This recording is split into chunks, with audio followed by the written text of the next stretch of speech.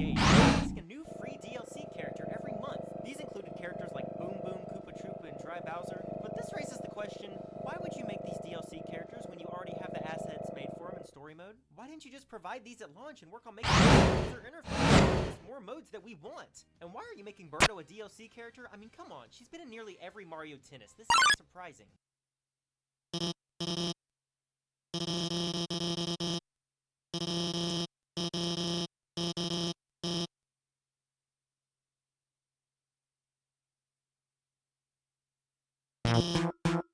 Did get some cool characters like Luma and Poppy, but I'm gonna take back everything that I said. This game is these characters are influenced by you earn a certain number of you play automatically which makes me question the whole damn purpose. If you want us to work hard, why would we play this game? They also added a ring shot and a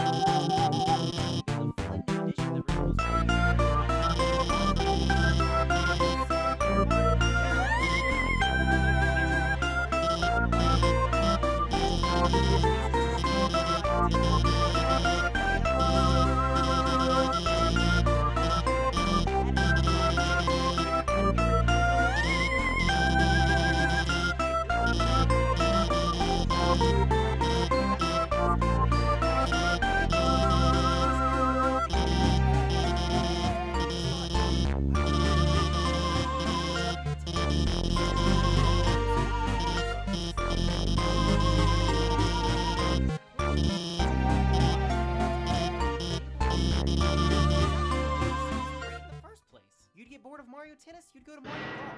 You'd get bored of Mario Golf, you'd go to Mario Baseball. If you really want to go back and play Mario Tennis, and the cycle repeats. Mario Tennis Aces is a polished game, so you've played it for 10 minutes, it loses Mario Kart 8 has 48 courses, 30 characters with custom carts, a battle mode, 5 different speeds of racing, ghost challenges. If you're bored, you can find something to do, which is why it's the most sold game on the Switch. Selling racing.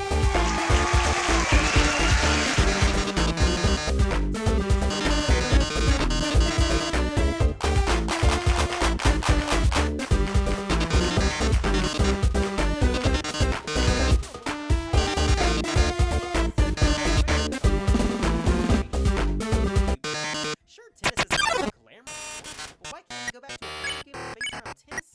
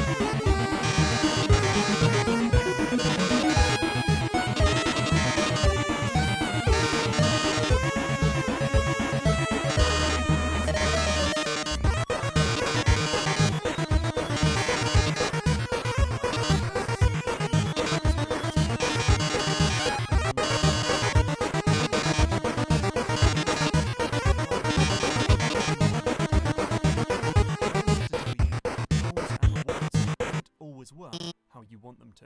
And in fact, in this video, I'm going to explain how they can even have the complete opposite effect. When Clay was making the initial prototype for the sandbox of the whole game, Don't Starve, the testers had no idea how to play the game, and they instantly became so. So the testers were given a few hints, and once they got over the hump, they were able to experiment, explore, and start to have a lot of fun. A series of small tutorial tests to help players get started, survive this many nights, this many items,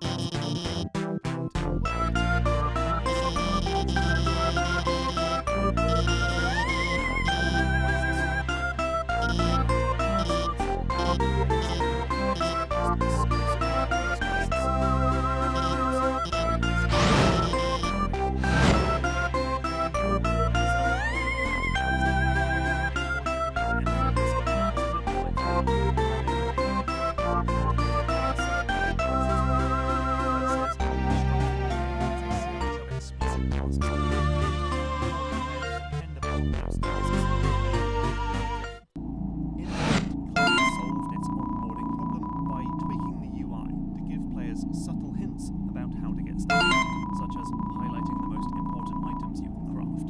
But the quests were left on the cutting room floor, leaving players to learn for themselves. Because if a game is about experimentation, exploration, or player-guided discovery, its basic goal is to limit the player's creativity and imagination. This is exactly what drove the development of the classic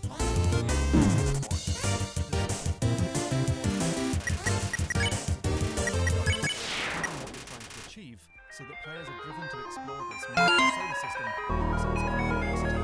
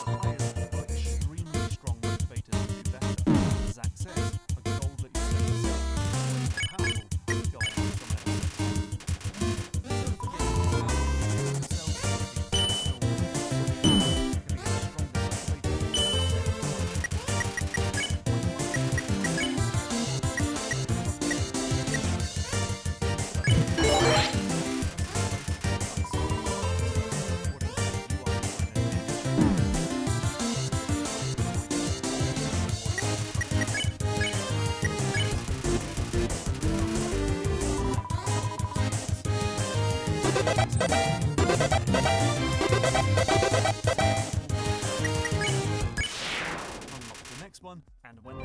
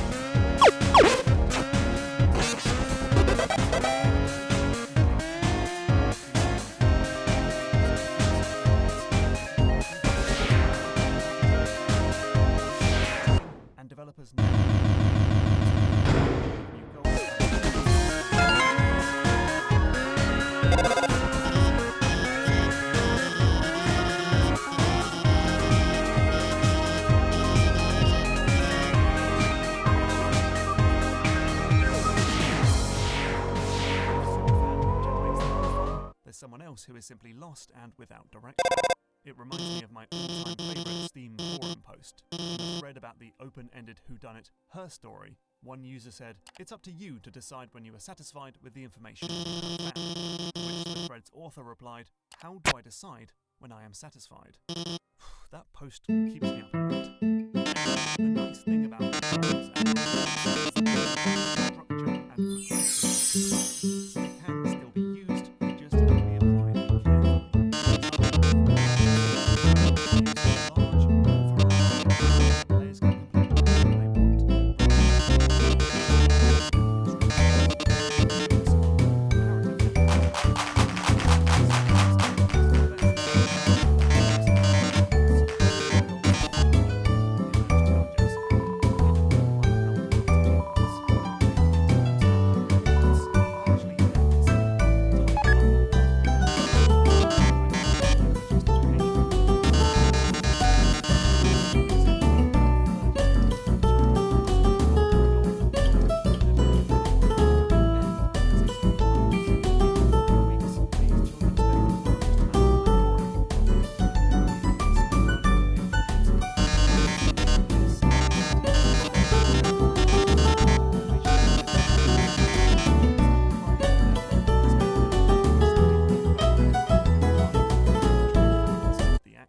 An example of this in games might be Overwatch's play of the game, which is...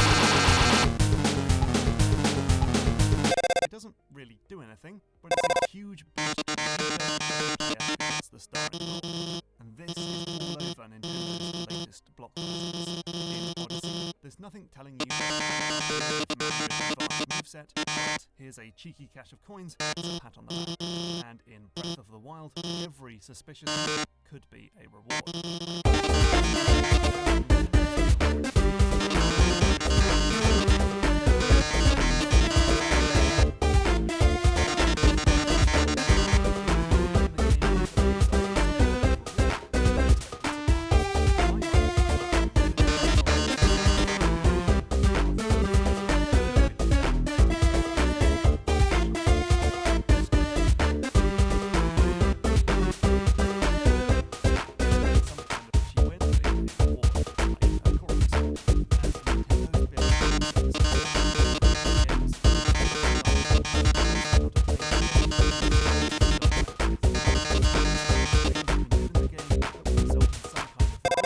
Unexpected surprise. In my mind, that really encourages the sense of exploration rather than the sense of, if I do that, I'm going to get some sort of artificial point or score.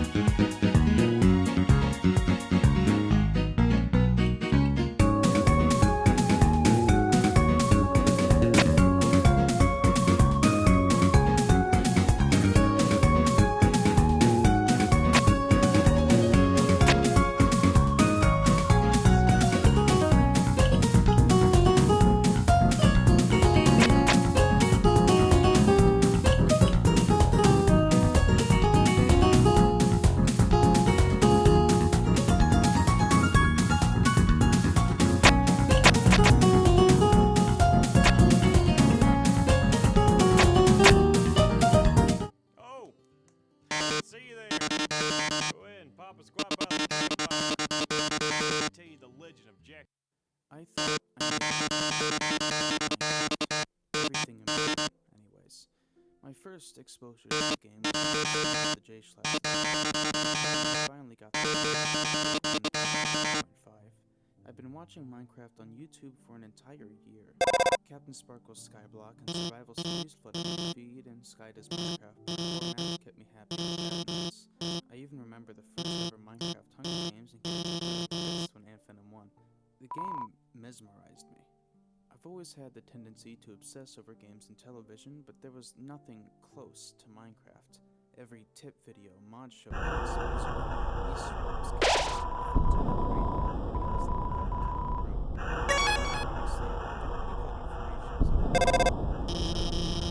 ever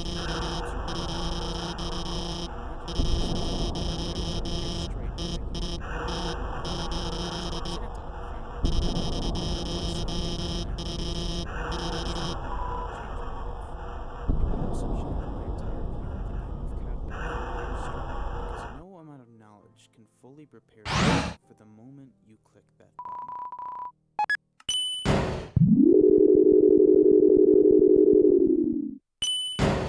I spawned in a tundra, a word I just recently learned in my geography class. It was already snowing and the sky was blanketed. I did exactly the thing I've seen 1,000 times. I went to my very own survival series, yet I don't remember a single one of those as clearly as this. I was stunned at how special this could feel, to finally run a Let's Play to an audience of myself. I've heard 100 times about how Minecraft was infinite, but this is the only time I experienced. I made a small shack on a hill and found a wolf to call my own. Yet for the longest time, I couldn't understand why this thing, the most boring part of the game to me now, felt that special. That was until I played Astroneer. See, I thought I knew everything about Astroneer, but when I started, I didn't. I was used to not knowing things by then. Single-player games I played in spoiled multiplayer myself wasn't social I first picked up Astroneer. It seemed pretty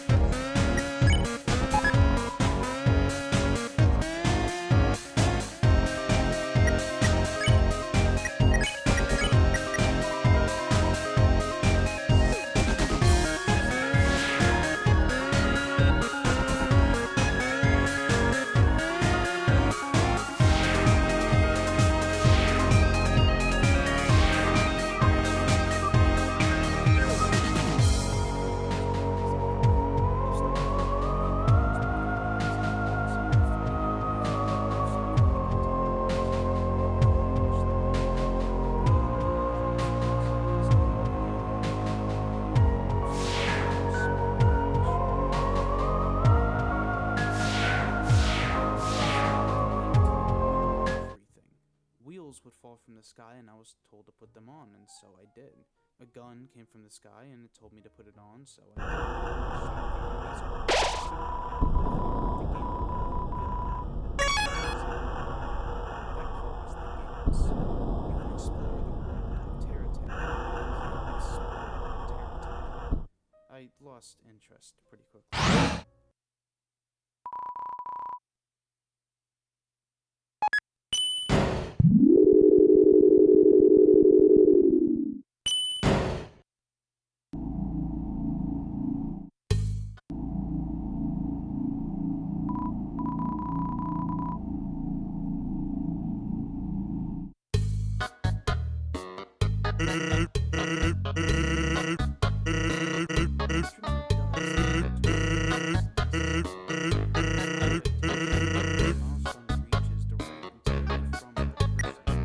Even learning basic controls can feel like a step forward yourself. The buttons each player presses may be the same, but these controls?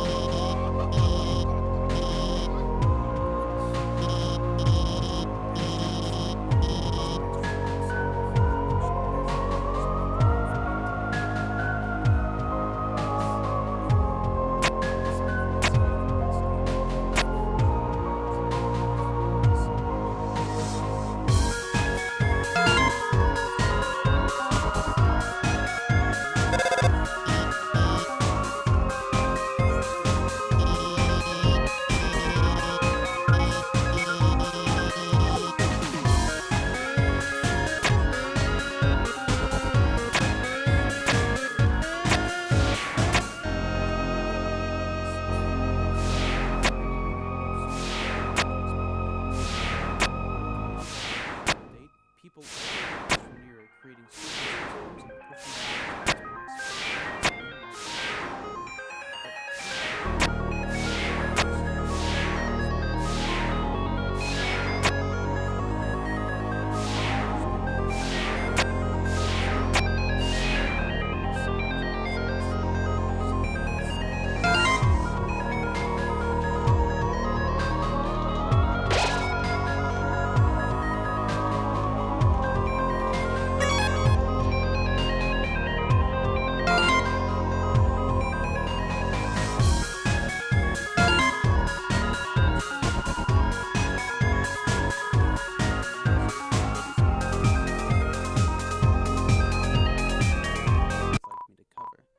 I'd like to shout out Jacob Geller as a massive inspiration for this video.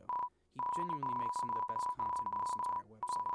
In fact, I kinda stole the title from his video, Control, Anatomy, and the Legacy of the Haunted House, which is easily my favorite YouTube video of all time, hands down.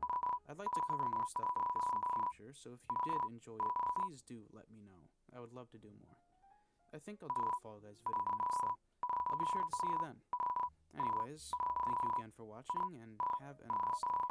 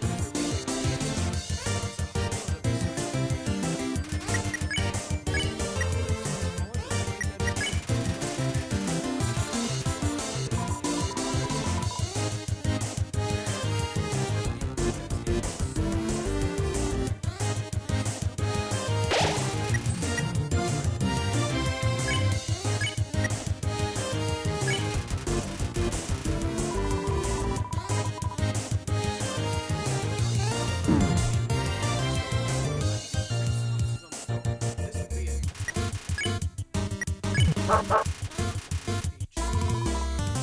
Josh and you. Really, that's pretty much all this story boils down to.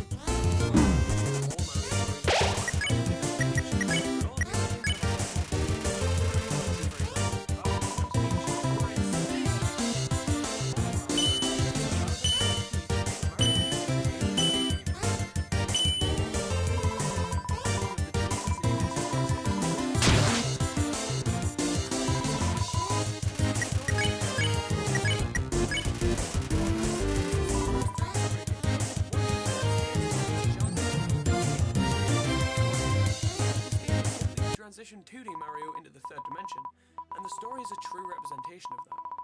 Now, if this story was in a Mario game in 2020, then yeah, I'd be as pissed as the next guy. But it's not, so it's not like I'm gonna have to eat Yoshi's story in a fit of rage.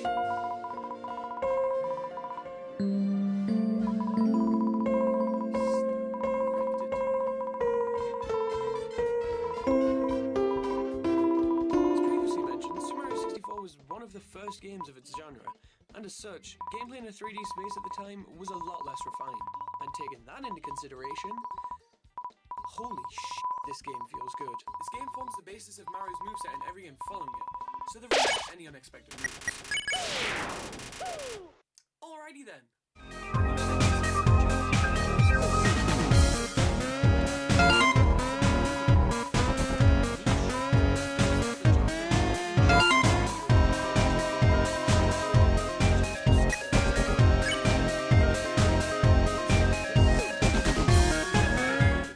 The only time I ever had an issue controlling Mario was when he's swimming, and I still have issues with that in the modern game, so I guess that's to be expected. Another thing that people take issue with is the wall jump, as instead of sliding down the wall, there was more wiggle room for in this game, Mario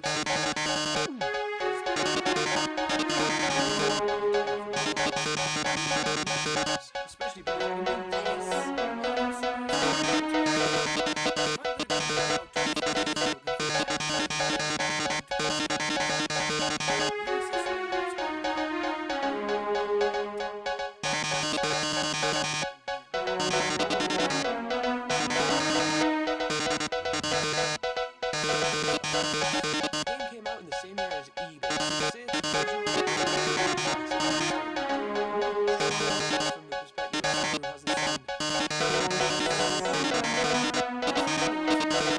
Super Mario Land 2 looked like this. Mario 64 was a major evolution of the Mario game. Huge 3D sandboxes to explore, Mario characters evolving from sprites to models. This was a huge leap for all things Luigi related. Bowser looked like a soup can. Mario has some of the most iconic music tracks of all time, and some that really what the heck is that? The songs in this game are fantastic, and some of them repeat given how fairly easy on compared to for example.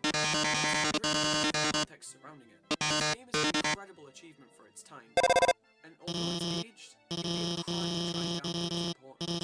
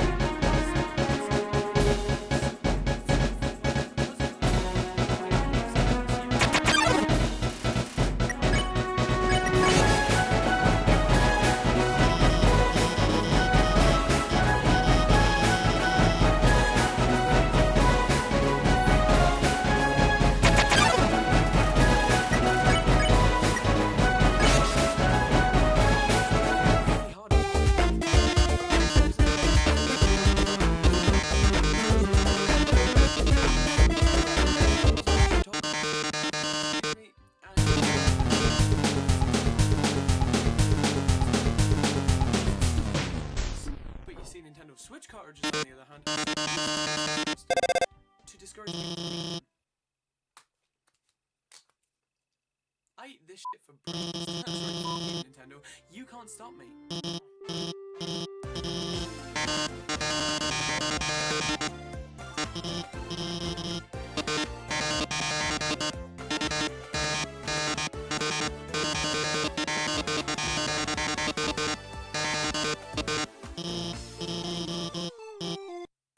When picking a commerce platform, you have two choices. Oh, you piece of... That's the sound of selling on Shopify. Online, digital, and beyond. Join the millions of businesses growing on Shopify. Sign up for a $1 per month trial period at shopify.com/YouTube audio.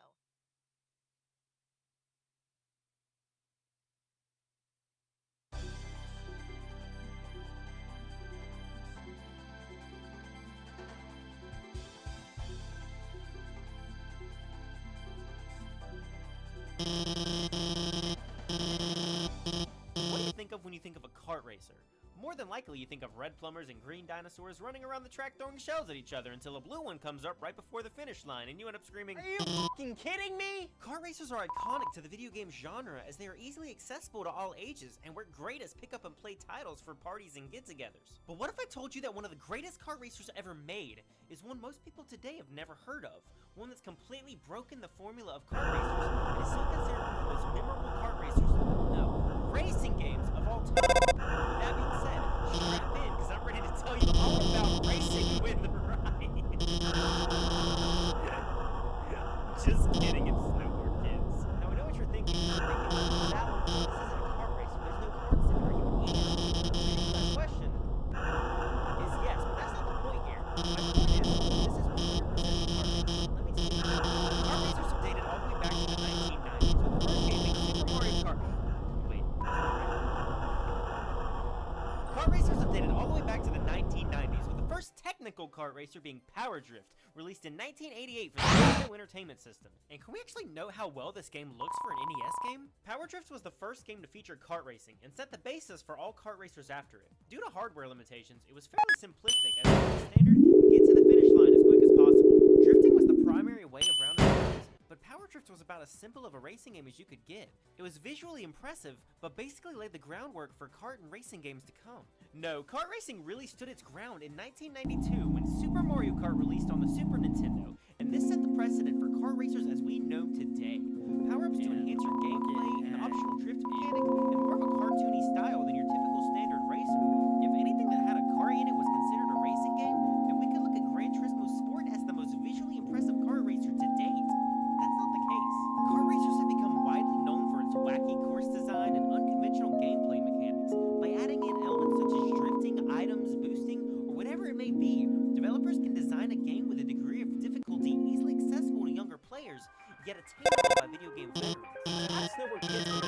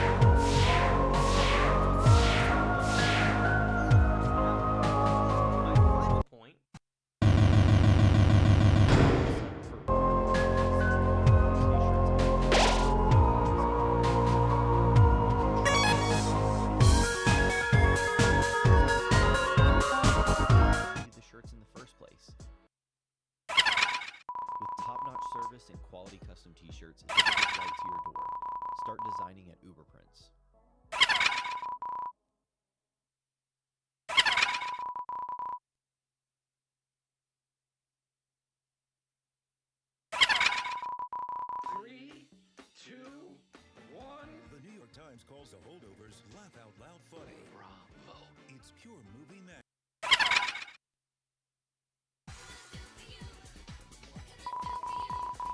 How do we take the design of this game and put it on par with other big name hitters? For one, these menus are super clean. They're nothing flashy by any means, but they're not confusing in the slightest, and it's so easy to navigate without wasting any time at all. So what about the characters?